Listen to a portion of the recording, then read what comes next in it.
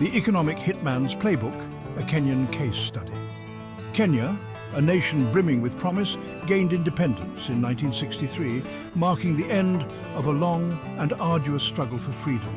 Its people, yearning for prosperity after decades of colonial rule, held high hopes for the future, dreaming of a nation that could finally chart its own course. Yet, lurking in the shadows were forces ready to exploit their aspirations, forces that saw opportunity in Kenya's newfound independence. These forces, often disguised as economic advisors and development experts, had a different agenda, one that was far from altruistic. They were economic hitmen, masters of manipulation, and their sights were set on Kenya's resources and future, aiming to control and profit from them. Their playbook was simple yet devastatingly effective, a blueprint for economic domination.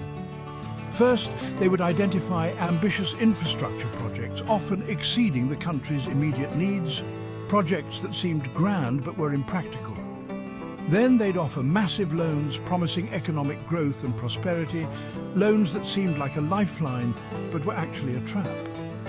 These loans, however, came with strings attached, strings that would slowly bind Kenya to a cycle of debt and dependence, a cycle that was hard to break. These loans were not designed to empower Kenya or its people. Instead, they were carefully crafted to benefit the corporations and financial institutions of the economic hitmen's home countries, ensuring their dominance. The projects, often poorly conceived and riddled with inflated costs, primarily served to enrich foreign contractors and consultants, leaving little benefit for the local population. As debt mounted and repayments loomed, Kenya found itself trapped in a web of economic exploitation, a web that stifled its growth and potential. Seeds of debt luring nations into predatory loans. The economic hitmen, with their promises of progress and prosperity, descended upon Kenya with an arsenal of financial weapons. Their most potent weapon was the predatory loan. Masquerading as partners in development, they offered loans for large-scale infrastructure projects, painting a rosy picture of economic transformation. These projects, often grandiose in scale, seemed to hold the key to unlocking Kenya's potential. New highways, ports and power plants were touted as essential for attracting foreign investment and propelling the nation into the league of developed economies.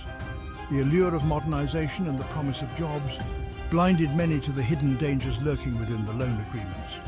What the economic hitmen conveniently omitted were the crippling interest rates and the stringent conditions attached to these loans. The repayment terms were deliberately structured to ensure that Kenya would remain tethered to a cycle of debt. As the debt burden grew, so did the influence of the lenders, who now held the power to dictate economic policies that served their interests. Structural adjustment shackles. Austerity's grip on Kenya. With Kenya ensnared in a web of debt, the economic hitmen revealed their true intentions. These financial architects, often operating behind the scenes, had a clear agenda. No longer disguised as benevolent advisors, they now dictated terms from a position of power. Their influence was pervasive, reaching into the very heart of Kenya's economic policies. The International Monetary Fund, or IMF, and the World Bank, acting as their enforcers, imposed harsh conditions in exchange for debt relief and further loans. These institutions, while presenting themselves as saviors, often had ulterior motives. These conditions, known as structural adjustment programs, or SAPs, became the chains that bound Kenya's economy. The SAPs were designed to restructure the economy but often led to severe consequences. Austerity measures, a cornerstone of SAPs, demanded drastic cuts in public spending. These cuts were not just numbers on a balance sheet, they translated into real-world hardships. Essential services like healthcare and education were slashed, leaving hospitals overcrowded and schools underfunded, leaving the most vulnerable segments of society to bear the brunt of these policies. Families struggled to make ends meet, and the social fabric began to fray. These austerity measures were seen as necessary to stabilize the economy, a bitter pill that had to be swallowed. But in reality, they often led to increased poverty and social unrest. The gap between the rich and the poor widened, and tensions simmered. Privatization, another key element of the economic hitmen's agenda, gained momentum. This process was touted as a way to increase efficiency and attract investment. State-owned enterprises, often vital to the nation's economic well-being, were sold off to foreign corporations at bargain prices. This led to a loss of national assets and control. This resulted in job losses, increased costs for essential services, and a further erosion of national sovereignty. The promises of a better future seemed hollow. We saw our hospitals and schools deteriorate, becoming shadows of their former selves, and many of us lost our jobs. The job market became increasingly competitive and opportunities scarce. It was a very difficult time for ordinary Kenyans. The struggle to survive became a daily reality, and hope seemed distant. The privatization ploy selling off Kenya's crown jewels. This is a story of how Kenya's most valuable assets were sold off under the guise of economic reform.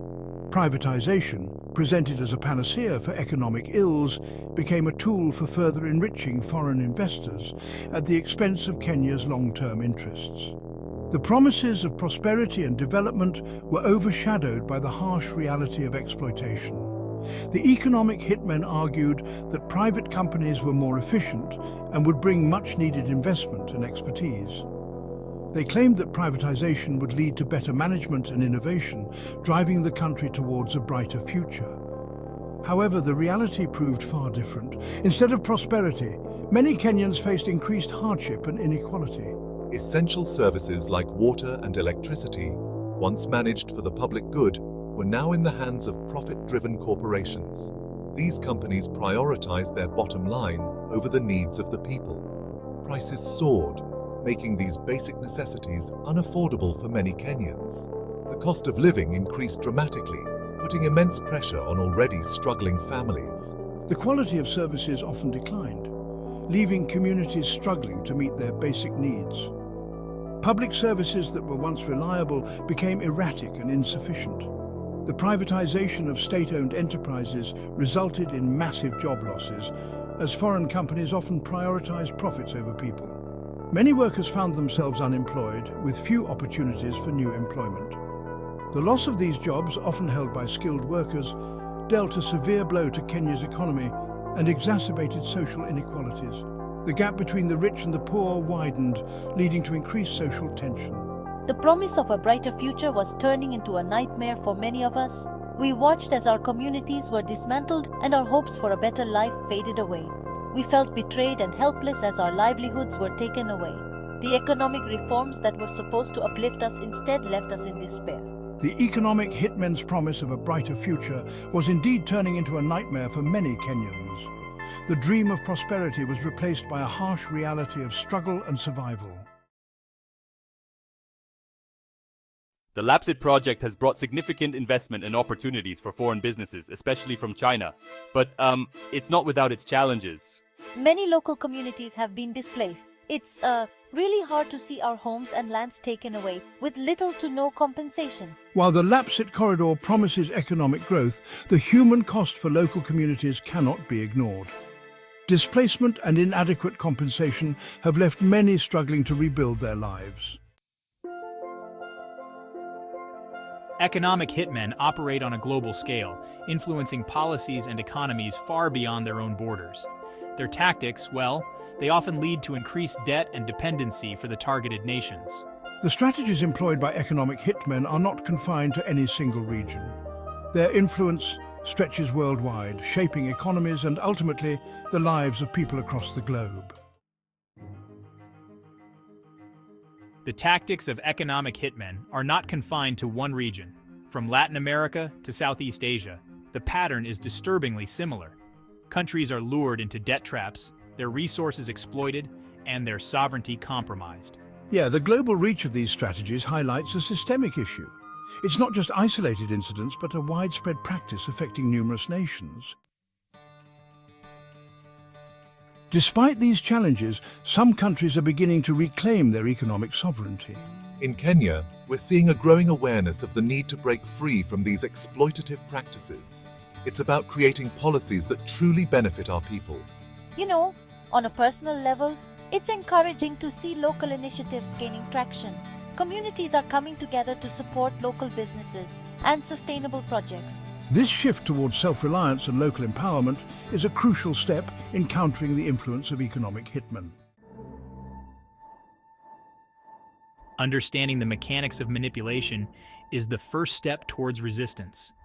These economic strategies often involve complex financial instruments and deceptive practices. By exposing these tactics, we can empower nations and individuals to make more informed decisions. Awareness is indeed a powerful tool against exploitation. The fight for global economic justice is ongoing, but it's a battle worth fighting. It's essential that we advocate for fairer economic policies and greater transparency. Only then can we ensure that development benefits everyone, not just a select few. This isn't just a local issue, it's a global one. Collaboration and solidarity across borders are crucial in challenging the status quo and promoting equitable growth. Together we can push for a future where economic policies serve the many, not the few. It's time to call for global economic justice.